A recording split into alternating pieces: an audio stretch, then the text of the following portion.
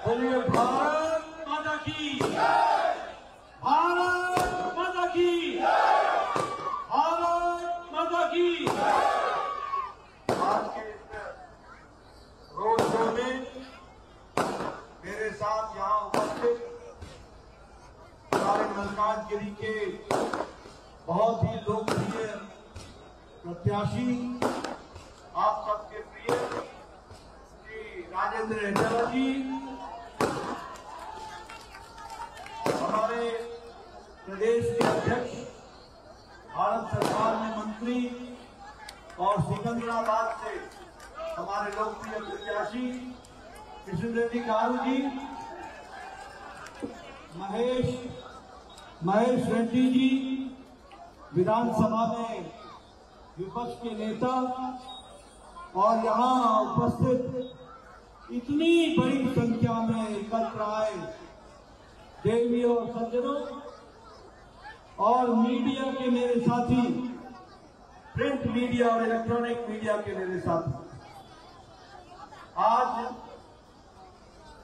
जब मैं यहाँ पर इस रोड शो में शामिल होने आया तो जो मैं जोश आपका देख रहा हूं, जो उत्साह मैं देख रहा हूं, जो उमंग मैं देख रहा हूं, जो मैं ऊर्जा देख रहा हूं, एनर्जी देख रहा हूं, और जो मैं तालियों की गड़गड़ाहट की आवाज सुन रहा हूं,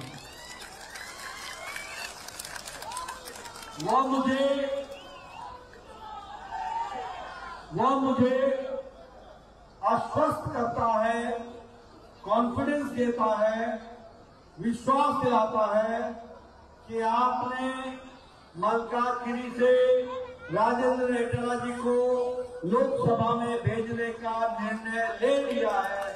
इसके लिए आपको विशेष धन्यवाद।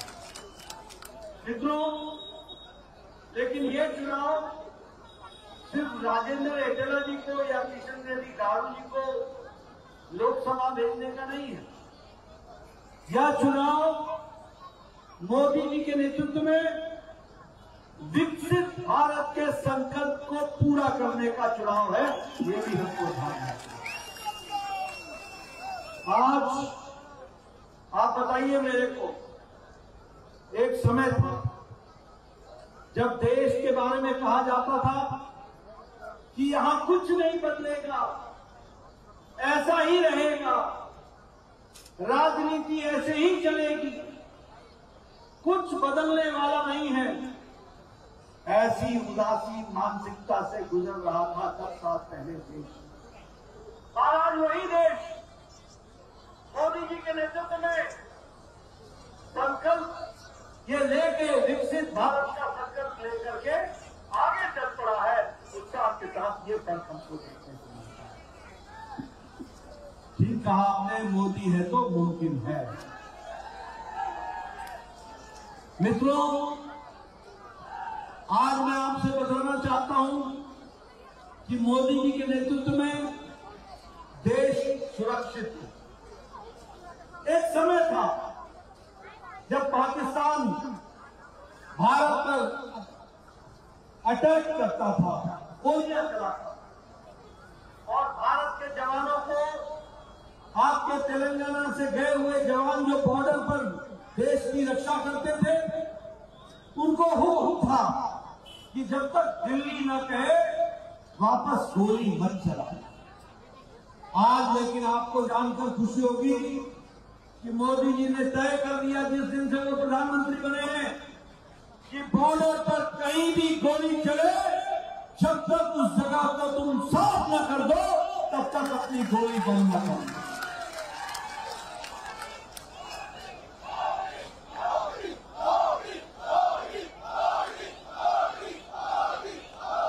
पाकिस्तान ने उरी में दुस्साहस किया और हमारे कैंप पर हमला किया। प्रधानमंत्री मोदी जी ने कहा इसका हिसाब दिया जाएगा, और 10 दिन के अंदर सर्जिकल स्ट्राइक करके घर में घुस के दुश्मनों का सफाया किया। लेकिन आपको हम याद दिलाना चाहते हैं, ये जो कांग्रेस के देशभक्त है ना, ये सर्जिकल स्ट्राइक पर सबूत मांग रहे थे। देश लड़ रहा था और ये सबूत मांग रहे थे। ये रेवंत रेड्डी की जो जमात है ना, ये देश के साथ खड़े होने वाली नहीं है। ये सबूत मांग रही थी हमारे जवानों से। जब पुलवामा की घटना घटी तो मोदी जी ने कहा, कोई प्रधानमंत्री ने आज तक दुनिया के किसी भी अध्यक्ष ने या राष्ट्रपति ने नहीं कहा जो मोदी जी ने कहा। मोदी जी ने कहा, पाकिस्तान तुमने बहुत बड़ी गलती कर दी है और तुमको इसका खमियाजा भुगतना पड़ेगा। और 10 दिन के अंदर मोदी जी ने एयर स्ट्राइक किया बालाकोट में और दुश्मनों के कैंप खत्म कर दिए, खुद ने घुसकर मारा। ये भी हमको ध्यान रखना है। मित्रों, आज अरुणाचल से लेकर लद्दाख तक और लद्दाख से लेकर गुजरात तक ये सारे बॉर्डर इलाके में प्रधानमंत्री मोदी जी ने 4 लेन की पक्की सड़क पुल के साथ बना करके बॉर्डर पर खड़ी कर दी। अब हमारे फौज को 1 दिन से ज्यादा नहीं लगेगा बॉर्डर पे पहुंचने में, और हम लोगों ने मोदी जी के नेतृत्व में देश में बॉर्डर मजबूत कर दिया। आज प्रधानमंत्री जी के नेतृत्व में अर्थव्यवस्था, आज अमेरिका की अर्थव्यवस्था मुसीबत में है, आज यूरोप की अर्थव्यवस्था मुसीबत में है, आज रशिया की अर्थव्यवस्था मुसीबत में है, आज जापान की अर्थव्यवस्था मुसीबत में है, चाइना की अर्थव्यवस्था मुसीबत में है, ऑस्ट्रेलिया की अर्थव्यवस्था मुसीबत में है, लेकिन भारत दुनिया को अर्थव्यवस्था में चमकता हुआ आशा की किरण दिखता है तो भारत दिखता है। आपको जानकर खुशी होगी कि भारत जो 11वें नंबर पर अर्थव्यवस्था में था, वह भारत आज 5वें नंबर की अर्थव्यवस्था बन गया। 5वें नंबर। हमने ब्रिटेन को पछाड़ दिया जिसने हमको 200 साल राज किया, और अब तुम फिर से राजेंद्र एकला को जिताएंगे, किशन रेड्डी गारू को भेजेंगे, मोदी जी तीसरी बार प्रधानमंत्री बनेंगे और भारत 2 साल के अंदर तीसरी सबसे बड़ी अर्थव्यवस्था बन जाएगा। हम दवाई बनाने में दुनिया में दूसरे नंबर पर, हम पेट्रोकेमिकल्स में दूसरे नंबर पर, हम इस्पात स्टील बनाने में 4थे नंबर से दूसरे नंबर पर आ गए। हम ऑटोमोबाइल में, गाड़ी बनाने में और गाड़ी की मार्केट में जापान को पछाड़ कर हम तीसरे नंबर पर आ गए हैं। और मैं एक बात और बोलना चाहता हूं, बार बार सुनाता हूं, यहां भी बताऊंगा। 10 साल पहले आपके हाथ में जो मोबाइल होता था, उस मोबाइल पे लिखा होता था made in China, made in Taiwan, made in Korea, made in Japan. आज आपके मोबाइल पे लिखा है मेड इन इंडिया। ये बदला हुआ भारत, ये मोदी जी का भारत, ये रेवंत रेड्डी को कहां देखेगा? इनको तो रेवड़ी दिखती है, रेवड़ी छोड़ के कुछ नहीं दिखता इनको, ये कुछ नहीं देख सकते। और बीआरएस तो गया, टीआरएस, ये कहां गए, किधर गए? मित्रों, आप बताओ मोदी जी के नेतृत्व में गांव का विकास हुआ कि नहीं हुआ? आप बताओ गरीब मजबूत हुआ कि नहीं हुआ? आपको मालूम है 25 करोड़ गरीब गरीबी की रेखा से ऊपर उठ गए हैं। 25 करोड़, 80 करोड़ की जनता को 5 किलो गेहूं या 5 किलो चावल मिल रहा है। कोई भूखा नहीं सो रहा। और मोदी जी ने तय किया है कि अगले 5 साल यही काम हम चलाते रहेंगे, इसको आगे बढ़ाते रहेंगे। हमने तय किया है कि दाल में और तिलहन में भारत आत्मनिर्भर अगले 5 साल में हो जाए। आप बताओ, आत्मनिर्भर भारत, आप बताओ कि महिलाओं को ताकत मिली है कि नहीं मिली है मोदी जी के राज में? उज्ज्वला योजना, उजाला योजना, स्वच्छता अभियान, सबने ताकत दी कि नहीं दी? मैं जब एमएलए बना था ना 1993 में, तो उस समय मेरे को मेरा वीडियो एक पंचायत में 2 इंदिरा आवास योजना का घर देता था, 2, और कहता था मैंने बहुत दे दिया, बहुत दे दिया। मैं कहता था वीडियो तू ही रख ले इस घर को, मैं क्या करूंगा, 100 बीमार 1 अनार क्या करें। आज मोदी जी ने 4 करोड़ घर आवास प्रधानमंत्री आवास योजना में बनाए हैं, और अगले 5 साल में 3 करोड़ घर और बनेंगे। ये हमारे राजेंद्र एकला जी, ये लंबे समय से विधायक हैं, ये किशन रेड्डी लंबे समय से विधायक और सांसद रहा है, इनसे पूछो। ये और मैं पत्र लिखते थे, प्रधानमंत्री जी, मुख्यमंत्री जी, मेरे इलाके में एक गरीब आदमी है, उसको कैंसर हो गया है, 3 लाख रुपए इलाज में लगेगा, गरीब आदमी है, इसका खेत बिक जाएगा, इसका घर बिक जाएगा, कुछ पैसा देने की कष्ट करे। आज मोदी जी ने आयुष्मान भारत में सुन लो मेरी बात, 10 करोड़ 74 लाख परिवार, 55 करोड़ लोग, और कौन है ये लोग? गरीब लोग, बाइक प्रोफेसर, रिक्शा वाला, ठेला वाला, रेडी वाला, सब्जी वाला, बस का ड्राइवर, बस का क्लीनर, बस का कंडक्टर, ट्रक का ड्राइवर, ट्रक का क्लीनर, ऑटो रिक्शा ड्राइवर, कूड़ेदान से प्लास्टिक इकट्ठा करने वाला, सैलून में बाल काटने वाला, ऐसे गरीब लोगों को मोदी जी ने 50 करोड़ लोगों को 5 लाख रुपए का हेल्थ कवर दिया गंभीर बीमारी से लड़ने का, और हर साल। और अब सुन लो, आपसे मेरा निवेदन है, आपके घर में कोई भी आदमी जो 70 साल से ऊपर का होगा, कोई भी बहन जो 70 साल से ऊपर की होगी, किसी भी जाति के, किसी भी मजहब की, किसी भी पंथ की, किसी भी इलाके की, मोदी जी का हर साल उसके इलाज के लिए 5 लाख रुपए की व्यवस्था की जाएगी, 5 लाख। और देखो, आज दिन तक किसी ने किन्नर समाज का नहीं सोचा था। हम उनको इंसान नहीं मानते थे क्या?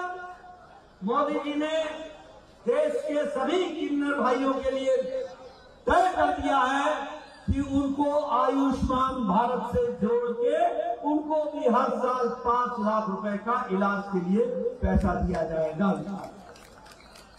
मित्रों, हर तरीके से विकास, गांव, गरीब, वंचित, पीड़ित, शोषित, दलित, युवा, किसान, महिला, सबको जोड़ने का काम किया है तो प्रधानमंत्री मोदी जी ने। और इसीलिए ये दिल्ली का चुनाव है।